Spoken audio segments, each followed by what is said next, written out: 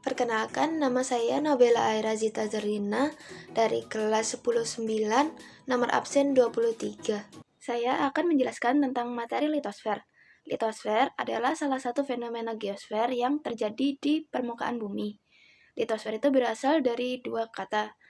Litos yang berarti batu dengan sfer yang berarti lapisan.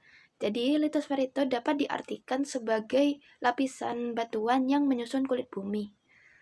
Dan lapisan litosfernya itu juga mengkaji tentang penyebab terjadinya berbagai perubahan yang ada di permukaan bumi, baik yang ada di wilayah perairan, daratan, atau udara. Lalu, struktur lapisannya juga terdiri dari 3. Yang pertama ada kerak bumi yang adalah lapisan terluar yang punya ketebalan 30-40 km.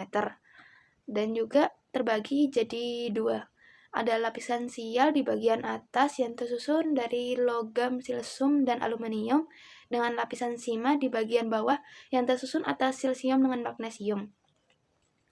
Lalu yang kedua ada mantel bumi yang adalah lapisan yang berada di antara kerak bumi dengan inti bumi dan memiliki ketebalan sampai 2890 km. Dan itu juga terdiri dari mantel bumi bawah dengan mantel bumi atas. Lalu yang ketiga ada inti bumi yang lapisan terdalam dari bumi yang sampai kedalaman 5000 sampai 500 km yang terdiri dari inti bumi dalam dan inti bumi luar. Lalu yang kedua ada batuan penyusun litosfer. Batuan merupakan salah satu bahan alami yang menjadi penyusun lapisan bumi, yang sebagian besar tersusun secara fisiknya itu melalui campuran berbagai mineral. Dan tentu aja dari tiap batuannya itu tentu berbeda-beda juga. Dan akhirnya menghasilkan batuan yang berbeda. Dan itu secara umum batuan penyusun litosfer itu terdiri dari 3 golongan. Yang pertama ada batuan beku.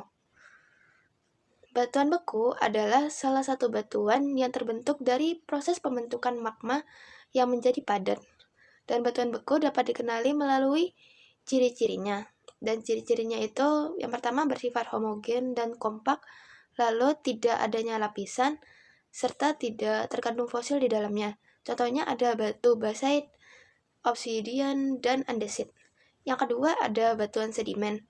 Proses pembentukan batuan yang melalui sedimentasi, yang dimana berbagai butiran batuan sedimen itu berasal dari pelapukan batuan lainnya, seperti batuan beku dan batuan metamorf. Dan contohnya itu ada breksi, batu konglomerat, pasir, dan lainnya. Lalu yang ketiga ada batuan metamorfosa. Batuan yang merupakan asal mulanya dari batuan Indo, seperti batuan metamorf dan batuan sedimen maupun batuan beku melalui perubahan kimiawi ataupun fisik dalam jangka waktu yang lumayan lama, yang didukung dengan adanya suhu yang tinggi dan tekanan yang kuat. Contohnya ada batu marmer, kuarsit, gneis, dan lain-lainnya. Lalu contohnya di Indonesia itu ada banyak, dan salah satunya itu adalah letusan gunung berapi.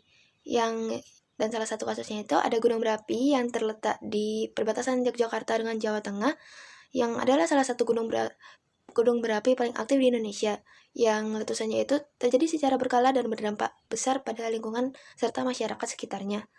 Dan fenomenanya itu contohnya ada letusan besar tahun 2010 yang menghasilkan awan panas, hujan abu, dan aliran lava yang menyebabkan ribuan warga mengungsi serta kerusakan infrastruktur. Dan dampaknya itu ada 2, yang positif itu menyuburkan tanah, tapi yang negatif itu mengancam keselamatan penduduk. Karena kan itu abunya dapat merusak lahan pertanian dan juga bikin pencemaran udara yang bikin jadi sesak dan sulit bernafas. Nah, fenomena ini menunjukkan aktivitas vulkanisme yang masih berlangsung di Indonesia sebagai bagian dari cincin api Pasifik.